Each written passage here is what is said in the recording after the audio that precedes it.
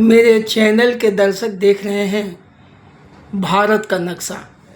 भारत के नक्शे में देश के सबसे ताकतवर अब तक के प्रधानमंत्री नरेंद्र मोदी जी मध्य में हैं और भारतीय जनता पार्टी का चुनाव चिन्ह कमल ठीक उसके नीचे है। उसके साथ ही बाबू आर्यन सिंह जी उत्तर भारतीय संघ के पूर्व अध्यक्ष और पूर्व विधायक, महाराष्ट्र सरकार ने उन्हें एमएलसी बनाया था।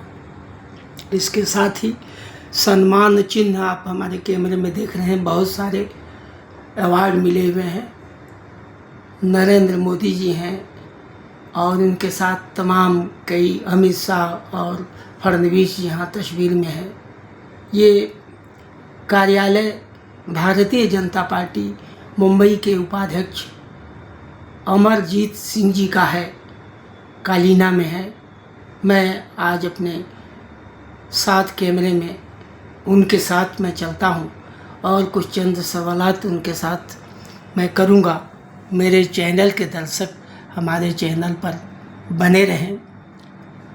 अमरजीत सिंह जी, आपका हमारे चैनल में हार्दिक हार्दिक अभिनंदन है।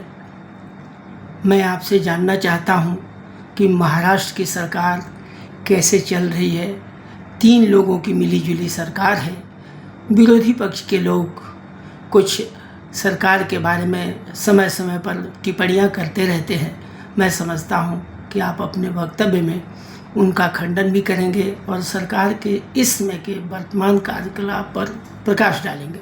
आपका हमारे चैनल में हार्दिक स्वागत है। मेरे चैनल के दर्शकों से ज़रा रूबरू होकर आप बताइए।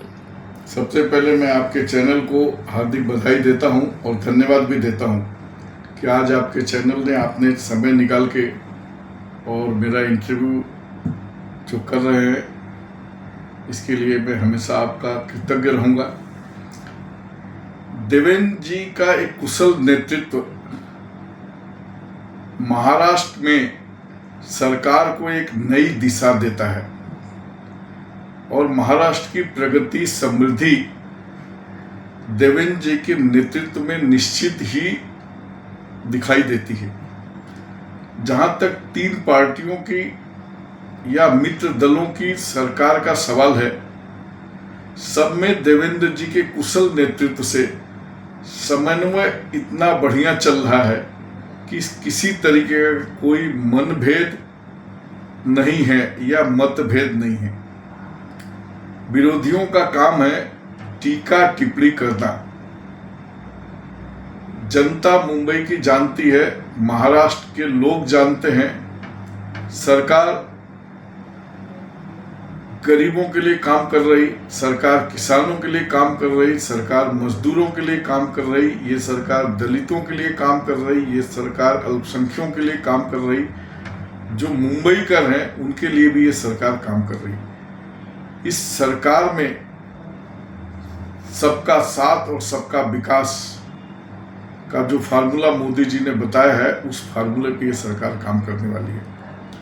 आज महाराष्ट्र की अर्थव्यवस्था जो है बहुत अच्छी हो गई है। हम लोग बम्बई शहर में रहते हैं। आज बम्बई शहर में हम सबको सम्मान से जीने का अधिकार मिला है और निश्चित तौर पे भारतीय जनता पार्टी को हम सभी लोग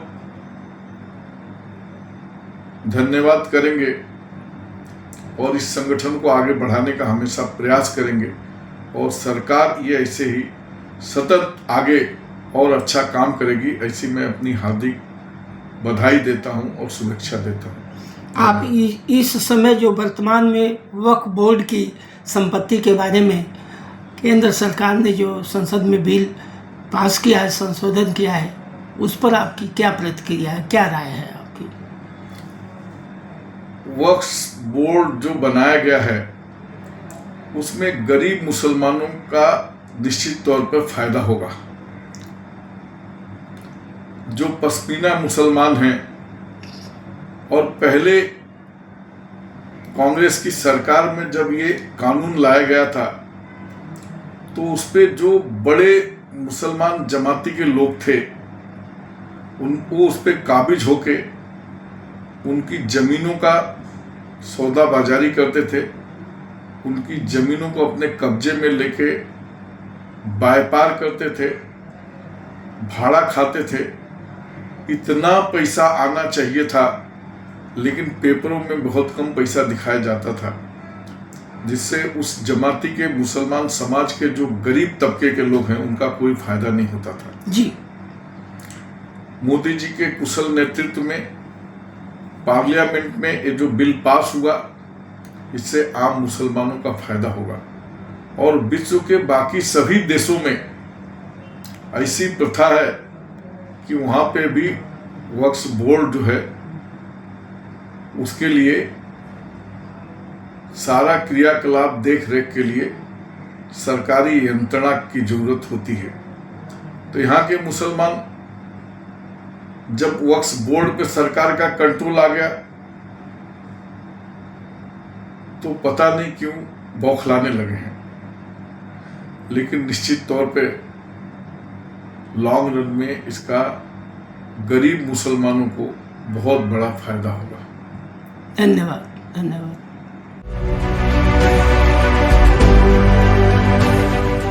CEN न्यूज, देश प्रदेश की ताजा तरीन खबरों के लिए CEN न्यूज को सब्सक्राइब करें और रहें पल पल की खबर से हर पल बाखबर।